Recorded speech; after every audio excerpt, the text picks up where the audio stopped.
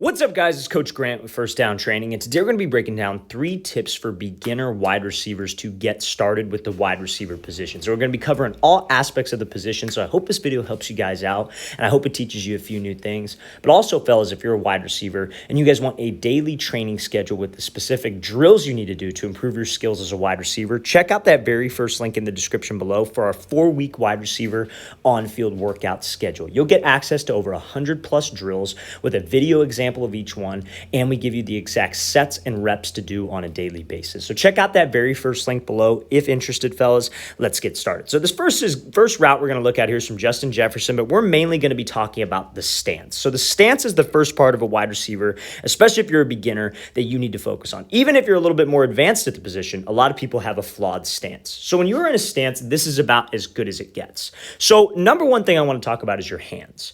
So the hands, I start with the hands because there are a lot of common misconceptions with the hands. So when we have a press coverage DB, obviously a DB is going to be trying to do what? Get hands, try to jam me, try to screw up the timing with me and that quarterback, because that's his whole goal, right? But when I'm lined up right here and my hands are either up by my chest, like I'm almost like a boxer, that creates a lot of tension in your traps. So that limits range of motion. It's no different than like quarterbacks, right? Quarterbacks don't want to hold the football way up by their ear and be super tense because they won't have range of motion in their throwing motion. Same thing with wide receivers. When this DB shoots hands at me, I want to have plenty of range of motion to be able to swat his hands. So I want my hands, I'm not saying hold them down low by your side, not be ready.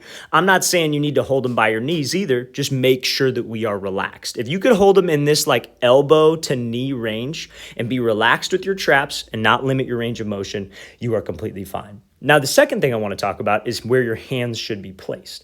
So a lot of wide receivers will have their hands like crossed. You don't want to do that because if your hands are crossed, a lot of people do it to look cool, and this DB shoots his hand at your chest, you have to open up with your hands and then swat the hands. So you're better off just having your hands right next to each other in this elbow to knee range and a nice relaxed position. Okay? So now, when I'm in my stance, the stance with the lower half with the legs, the important things is to make sure that we have a good percentage of my weight on my front leg and your back foot is not too wide. The main thing that I cannot stand with wide receivers is when their back foot is like way outside of their frame, almost back here, and this leg is almost extended. They have no knee bend with the back leg.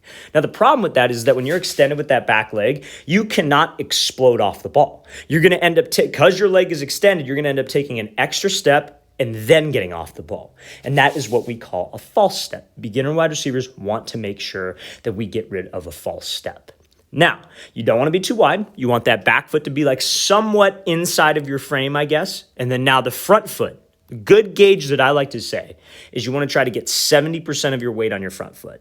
So a good thing that I tell my wide receivers is you want to try to get your knee to the middle of your front foot. If you're in a position where you're in your base and that knee is to the middle of your front foot, you're in a good explosive position to where you could just keep that foot planted and drive off the ball. Because like I said, with the back foot being too wide, there might be a false step, but also with the front foot, there can be a false step. If you have most of your weight on this back leg, when it's time to snap the ball, quarterback says go, that front foot almost takes a step back and then a step through with the back foot, which is a false step. We do not want to have that. So this is a perfect stance right here from Justin Jefferson, and that is exactly where we want to be for the most balance, in a position to fight the DB's hands, and explosion. So let's play this thing full speed, and then we will get to the next tip. That is a great job by Jefferson getting off the ball and being ready to swat that DB's hands. All right, so now we are going to be talking about how wide receivers, beginner wide receivers, can understand the difference between zone and man coverage. So if I'm a DB, where in man coverage, let's start in man, because I feel like man's the easier one to understand and man's the easier one to find out. Where should his eyes be? Where should a DB be looking? If he's in man-to-man coverage, he should be looking at us, right? He should be watching my hips. That's where his eyes should be.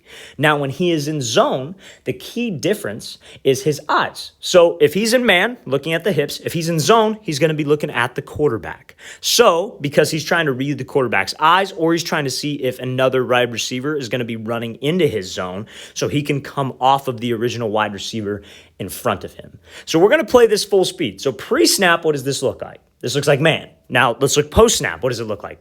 Zone, because this is called press bail. Now, why do I think this is important for beginner wide receivers to know? It's because you know how to structure your routes. So let's see here. This DB's lined up outside shade, right? So if he's outside shade, Number one thing that you have to understand as a wide receiver is that he is trying to force you to the inside. Wherever he is shaded, whether it's outside or let's say he is moving maybe to the inside, he is trying to force you the opposite direction of that. So he's lined up outside shade right here. He is trying to force you inside. Now you might think, why would he do that? Because he has help to the inside. Whether he's in man or whether he's in zone, the leverage does not change. But how we structure my route would be different. So if he's outside shade, but it's man coverage, it's press, he's looking at me, and he's here, I would do something with my release. I would attack him off the line. I'd give him maybe like a jab to the outside with my back foot, take the inside release, and then break to the post. Take what he gives me. But now since it's zone, the way I run my route changes. A lot of people ask me like, hey coach, how would I run a better post route? How would I run a better out route? It's based on this guy. It's based on the DB. It's based on the look that you see from the defense. And as a wide receiver, I got to be prepared going into a game, knowing what the defense likes to run. That's why film study is so important to identify, does this defense like to run a lot of zone? Do they like to run a lot of man? Do they like to run a lot of press bail where they try to disguise man coverage? What do they like to do? Because that's how I can structure my routes. So now since it's zone and I have to run this post route, I would not, since he's bailing out of there, I would not just take what he gives me. Because what does he have to the inside? He has help. So if you just take off the ball and you see this DB start to bail out of there like he does, and you just run to the inside, he's going to get hands on you and force you to his help, which is a free safety. And that's a very tight window for the quarterback to throw it to. We want to give the quarterback as much space as possible. So the route, how I run the route stays the same, but how I run the route changes. So I would attack something called his blind spot, which is where he cannot see. Whether he's in zone and he's 7 to 8 yards off, he could also be an off man 7 to 8 yards off. But when he's in zone, you want to attack that leverage, aka the blind spot. Because when you can get to this blind spot, what is this DB automatically trying to do when he's outside shade?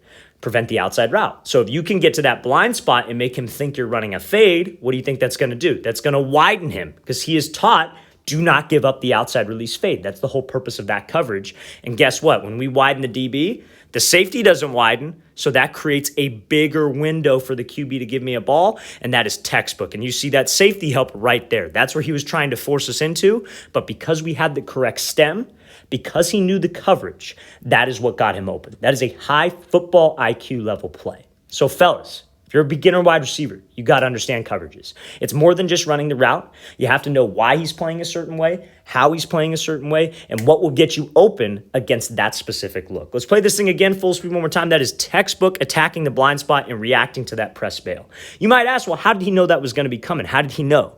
Film study. A couple times on film, he probably saw that Stingley likes to come down and show press bail. Okay, let's make sure we add that to my tool belt. I know how to do that going into that game. You have to keep things simple, but we keep things simple through film study. All right, so now last thing I want to talk about here, and that is going to be selling vertical on your routes and how to actually do that. So if you're a beginner wide receiver, especially if you're a younger guy, whether you're young, youth, high school, sometimes maybe even college, DBs are not used to wide receivers running full speed into their breaks and being a salesman with their routes. They're not used to it. I'm hoping that I'm making a small change in the way wide receivers approach route running because I think that if more people did this, they would get a lot more separation. But they're used to wide receivers being lazy with their routes. We cannot be lazy with my routes. We have to sell vertical on every single route that I do. From a 5-yard hitch to a 15-yard comeback, 12-yard stop route, you have to be able to sell vertical. So what does that mean? That means we are trying to make the DB think you were going deep. Just like the reason why we attacked that blind spot of the corner, we were trying to make this DB in any coverage think that I'm trying to run past him because that is what will get him to bail. Because whether it's press man or whether it's zone, no DB wants to get beat deep. That's a fact. No DB wants to get beat deep in any coverage. So we have to make him think that. So when he comes off this route, the 3 things that are going to help you sell vertical. Number 1 is pad level. So we talked about this a little bit in the last clip. When it's man, where's the DB supposed to be looking? He is supposed to be watching our hips, right? So when I'm running a route, he is looking for a change in my pad level. Like, let's say, here's the break point, right? He's about to break down. He's about to snap down. That's for another video. We'll talk about that another time. But right before he's about to make that change of direction, that cut, he could very easily raise his pad level. He could be running and he could pop his chest up. He could expose his numbers, I like to say. And when he sees you raise up, and now you might ask, why do guys raise up before a break? That doesn't make any sense. Because it's easier. Because when you raise your chest up and you start to lift your pad level, as I like to call it, or lift your body language, it makes it easier to make a break because you raise up and then you drop down. And it just gives you more momentum, but it's what we call an indicator. It gives the route away. So we have to make sure that my body language, my pad level stays the exact same. I have to sell vertical with my pad level and my body language, okay? So I hope that makes sense. Second thing, what do you think a DB is looking for right before the break? A change in speed, because again, it's hard to make a cut while running full speed. It is very difficult to do that. It's not an easy thing to do. But a lot of wide receivers, so because it's easier to do this, right before that break point, instead of being aggressive and snapping down, breaking on a dime, as we like to call it, guys will be running up to this break and they start to slow down. They start to slow their speed. So guess what? When you're not running hard, do you think a DB is going to run hard? Do you think he's just going to run past you and just let you break underneath him? No. You change your speed, he changes his speed. Whether he's in press man or whether he's off in zone. If that DB's off right here and he feels you start to slow down and then break, he's going to be all over that thing. Now, I know what everybody's going to say because everybody always throws this in my face when I talk about that. Oh, well, you could just slow yourself down then go run a double move. Yeah, on a double move you can. But what if you don't have a double move? You better be selling vertical because you're not going to get open slowing down to the break. Now, the last thing that also kind of ties into slowing down is chopping your stride. So another thing that a DB is paying attention to, especially when it's man, this I would say is more so man, but also in zone because they can still kind of tell, is change of your stride. So when you're running a deep ball, when you're running a go route, and that quarterback lets it go, and it's a little bit out ahead of you, what are you doing? You're running as hard as you can, full stride. You're not taking choppy, quick strides. You're trying to do whatever possible to go catch that ball. That's how we have to treat it with my stride length. So going up into this break, you see how Johnson right here does not change that stride. He does not shorten the stride. He's able to break right in stride and drop down. That is what will get you open, fellas. So many guys don't understand that. So many guys will go here and then they get to about 5 yards before the break point, and instead of that stride being here, full stride, the stride's here. They start chopping their strides because that slows them down and kind of brings them to balance, but it's that I word that we talk about, indicator. So if you guys can eliminate those three indicators, a change in body language, a change in speed, and a change in stride, you will get plenty more separation and be a better wide receiver and be way ahead of the game, especially if you are a beginner. So let's play this thing full speed one more time. Again, great job by Johnson pushing vertical, running in full stride, and running in full speed. All right, fellas, I really want to thank you for watching. I really appreciate it. If you guys have any questions at all, don't hesitate to leave those in the comment section below. We always appreciate the feedback. It's always great to hear from you guys as usual. And again, fellas, if you would like a 4-week wide receiver on-field workout schedule to do every single day with the exact drills, we also include rest days as well, so it's a smart plan. Check out that very first link in the description below. I'll see you guys next time.